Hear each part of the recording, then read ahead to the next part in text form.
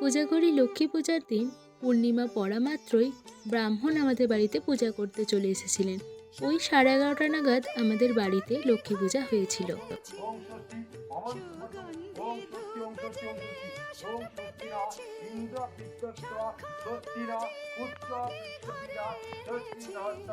পূজার দিন মা একা হাতেই সমস্ত কাজগুলোই করে ফেলেছিল পূজার, আর আমার দায়িত্ব পড়েছিল ঠাকুরের ফল কাটার।